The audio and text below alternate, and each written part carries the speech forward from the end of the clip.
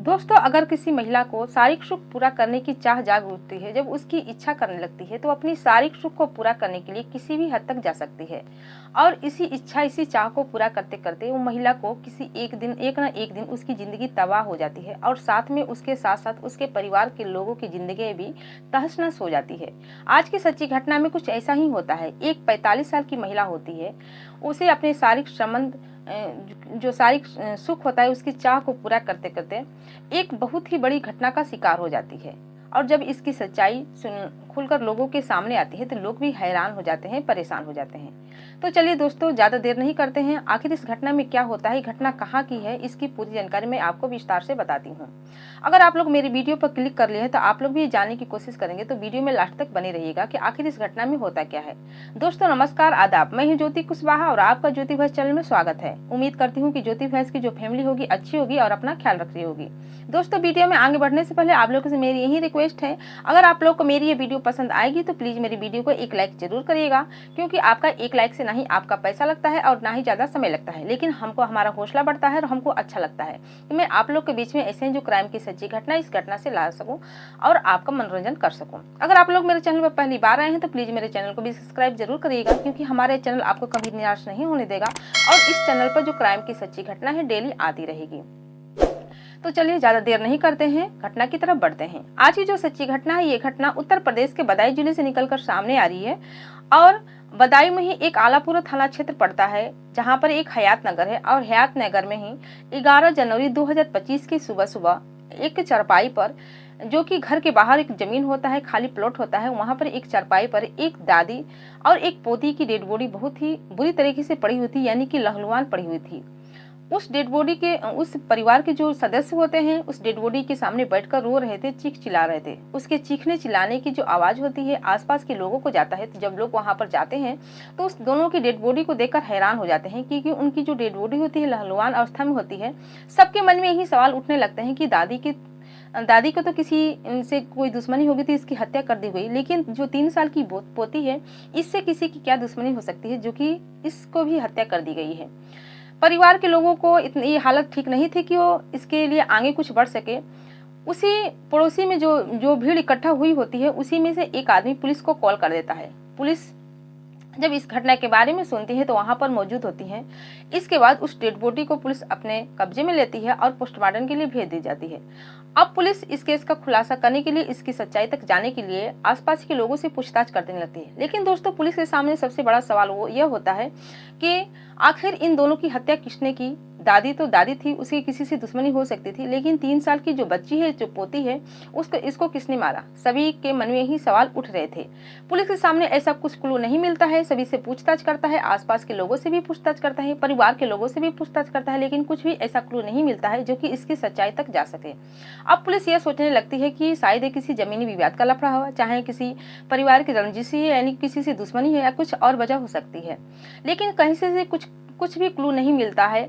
आसपास के लोगों में से भी पूछा जाता है, गांव के लोगों से पूछा जाता है, तो सभी लोग सदमे में होते हैं कि जो कि इतनी बड़ी घटना घट जाती है, जो कि दोहरी हत्याकांड होता है, 2 लोगों की मृत्यु हो चुकी होती है। ये बात बहुत ही चर्चा का विषय बन जाती है और सभी लोग सदमे में होते हैं, जो कि कोई भी किसी बात को बताने के लिए तैयार नहीं होता है। इसके बाद पुलिस एक तरीका अपनाती है, एक उपाय सोचती है। सभी जो परिवार के लोग होते हैं, सबका CDR निकाला जाता है, साथ में जो मृतक होता है उसके मोबाइल नंबर का भी कॉल डिटेल्स निकाल जाता है। लेकिन दोस्तों, CDR से ये पता चलता है कि जो परिवार में ही उस परिवार का जो छोटा बेटा है वो निकलकर सामने आता है। अब पुलिस को ये जो क्लू मिलता है, ये क्लू बहुत ही अच्छा साबित होता है। इससे पुलिस अंदाजा लगा लेती है कि यानी कि इन दोनों की हत्या करने वाला कोई बाहर ही नहीं है, बल्कि परिवार के लोगों का ही, यानी उस घर के छोटा बेटा है। अब पुलिस उस छोटे लड़के को गिरफ्तार करती है और गिरफ्तार करने के बाद पूछताछ कर ले सकती कि बताओ तुमने अपनी माँ की हत्या क्यों की। इसके बाद वो पूरी तरह से टूट जाता है और कहानी बताने लगता है। जो कहानी बताता है उसे सुनकर हर कोई चौंक सा जाता है। दरअसल वो लड़का बताता है कि हाँ साहब, ये जो मरने वाली है मेरी माँ है, जिनका नाम होता है मीना देवी, और उस लड़के का नाम होता है अजय। वो अपना नाम बताता है और कहता है कि मेरी माँ थी, जिनका नाम मीना देवी है, और जो साथ में जो 3 साल की बच्ची थी, ये मेरी भतीजी होती है। दरअसल हम लोग अपने परिवार में बहुत ही खुशी तरीके से रह रहे थे। मेरा बड़ा भाई था, भाभी थी और 3 साल की उनकी बेटी थी। साथ में मेरी माँ थी और मेरे पिताजी थे। जो उसकी माँ रहती है वो बताता है कि मेरी माँ का जो चरित्र था ठीक नहीं था। हालांकि पहले वो ऐसा नहीं थी, लेकिन अभी 2-3 साल से उसका चरित्र में परिवर्तन आया। वो अलग ही चरित्र की थी, उसका चरित्र, उसका व्यवहार ठीक नहीं था। वो बताता है कि घर का काम तो भाभी कर देती थी और बाहर का काम मेरे पिताजी और मेरे भाई करते थे। हालांकि जो अजय होता है अभी कम उम्र का रहता है, 22-23 साल की उम्र उसकी रहती है, वो अभी पढ़ाई कर रहा होता है। इसी बीच जब वो दोस्तों के साथ बैठता था तो उसके दोस्त अक्सर कहा करते थे कि तुम्हारी माँ का जो चरित्र ठीक नहीं है, वो गैर मर्द के साथ उसका चक्कर चल रहा है, उसके साथ संबंध भी बनाती है। अजय जब ये बात सुनता है तो बहुत ही गुस्सा आता है और उन लोगों को डांटता है कि तुम्हारी हिम्मत कैसी है मेरी माँ के बारे में इस तरह की बातें करने की, मेरी माँ ऐसी नहीं है। लेकिन एक नहीं कई लोग उसके माँ को लेकर सवाल करते हैं कि तुम्हारी माँ का चरित्र ठीक नहीं है। इस पर अजय बहुत ही गुस्सा हो जाता है, उसे मन ही मन घुटने लगता है कि आखिर ये बात सच है या गलत है, कैसे पता लगा जाए। हालांकि जो उसकी माँ है घर से बाहर ही सोती थी, घर के अंदर नहीं सोती थी। परिवार के लोग कहते थे कि तुम घर के अंदर सोए, घर के अंदर भी इतनी सारी जगह है, लेकिन जो बाहर जगह होता है जो कि एक झोपड़ी टाइप का होता है, उसी में सोती थी और कहती कि मैं बाहर सोऊंगी तो जो बैल बछरू है यानी कि जो घर के पशु है उसका ख्याल रखूंगी और मुझे बाहर ही अच्छा नींद आता है। यही एक बहाना बनाती थी और बाहर अपनी 3 साल की पोती के साथ सोती थी। इधर जो अजय होता है वो सोचने लगता है कि हो सके तो ये सच है, क्योंकि मेरी माँ घर के बाहर सोती है, अगर एक काम कर भी रही होती तो कौन जानेगा, क्योंकि घर के अंदर एक काम होता नहीं है। इसी बीच अपनी माँ को रंगे हाथ पकड़ने की कोशिश करता है। फिर वो एक दिन अपनी घर से बाहर निकलता है कि जो अपराधी है जो उसके माँ के पास आ रहा है, जो उसके माँ के साथ गलत काम कर रहा है, वो पकड़ा जाए। लेकिन उस दिन ऐसा नहीं होता है। दूसरे दिन भी अपनी माँ की ताक में रहता है, लेकिन दूसरे दिन भी ऐसा कुछ नहीं होता है। इसके बाद वो सोचता है कि शायद जो आसपास के लोग हैं, चाहे शायद जो उसका दोस्त है, झूठ बोल रहे हैं, उसे फंसाने की कोशिश कर रहे हैं, उसका परिवार को अलग करने की कोशिश कर रहे हैं ताकि दोनों अपने में लड़ाई कर सकें। इसके बाद इस बात को इग्नोर कर देता है। लेकिन एक दिन जो मीना देवी होती है अपनी प्रेमी को फोन करती है और फोन करके कहती है कि आ जाओ, घर के सभी लोग सो गए हैं, बहुत ही गहरी नींद में सो चुके हैं, तुम मेरे पास आओ। उसका जो प्रेमी होता है उसी समय वहां आता है, लेकिन उसी समय, उसी दिन, उसी रात को जो अजय होता है उसकी नींद थोड़ी खुल जाती है। जब उसकी नींद खुल जाती है तो सोचता है कि क्यों ना बाहर देख कर आऊं, क्योंकि उसे पहले से कुछ शक था और अपनी माँ को रंगे हाथे पकड़ना चाहता था। इसी बीच वो बाहर आता है तो उसे किसी की फुसफुसाने की आवाज आती है, किसी की हंसने की आवाज आती है। वो पूरी तरह से समझ चुका होता है कि जो सुना है बिल्कुल सही सुना है। आखिरकार उसकी माँ झोपड़ी में अकेली सोती है, 3 साल की पोती के साथ सोती है, तो रात में किसी के साथ हंस रही है, किसके साथ बोल रही है। फिर वह वहां जाता है, यानी कि झोपड़ी के अंदर जाता है, चीखने चिल्लाने लगता है, अपनी माँ को पुकारने लगता है।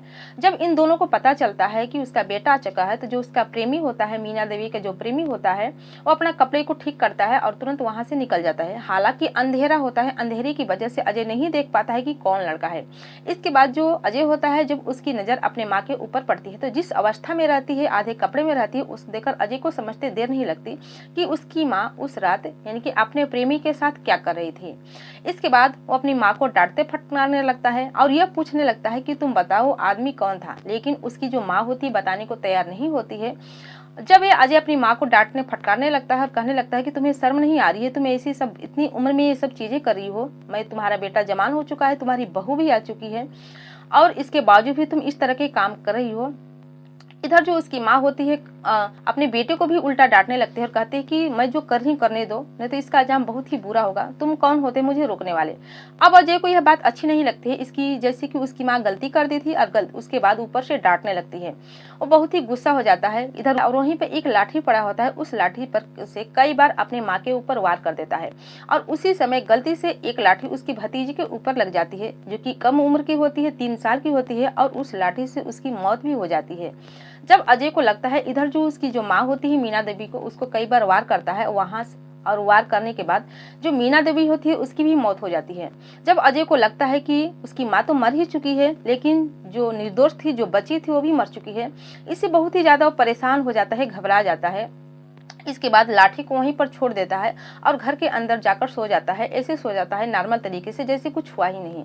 लेकिन दोस्तों, जब सुबह का समय होता है, जब दोनों जो दादी और पोती की जो डेड बॉडी परिवार के लोग देखते हैं, तो परिवार के लोग सन्न रह जाते हैं, चीखने चलाने लगते हैं। पुलिस आती है और पुलिस इस केस की छानबीन करती है तब जाके जो ये लड़का होता है अजय पकड़ा जाता है।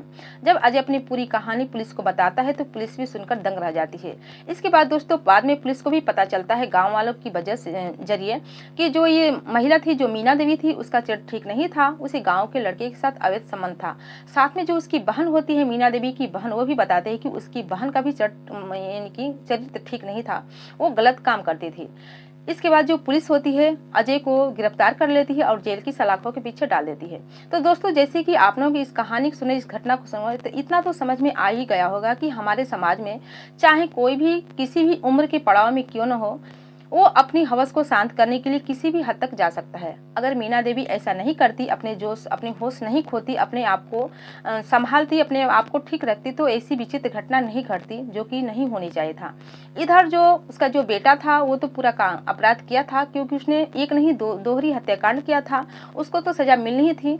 लेकिन वो भी अपने हौसले से काम ले सकता था, समझदारी से काम ले सकता था, अपनी माँ को समझा बुझा सकता था, शांति से काम ले सकता था, लेकिन उसने ऐसा नहीं किया। उसने होश गवा देता है जोश में आकर और एक ही बहुत बड़ी घटना घट जाता है, यानी कि 2 लोगों की हत्या कर देता है। तो दोस्तों बाकी दोस्तों आपकी इस घटना के बारे में क्या राय है, आप अपनी भी राय हमें कमेंट सेक्शन में जरूर बताइएगा, क्योंकि आपका कमेंट का मुझे बेहद इंतजार रहता है। और ये कहानी, ये घटना सुनाने का उद्देश्य आपको दुखी करना, परेशान करना नहीं है, बल्कि जागरूक करना, सचेत करना है। जाते जाते मैं आप लोग से ये भी कहूंगी कि जो कोई भी मेरी वीडियो जहां से भी देख रहे हैं, अपना नाम और अपने जगह का नाम कमेंट सेक्शन में जरूर बताएं, ताकि आने वाली अगले वीडियो में उन दर्शकों का नाम ले सकूं और दिल से धन्यवाद कह सकूं। फिर मिलती हूं दोस्तों अगले दिन नई कहानी के साथ, नई घटना के साथ। तब तक के लिए जय हिंद, जय भारत।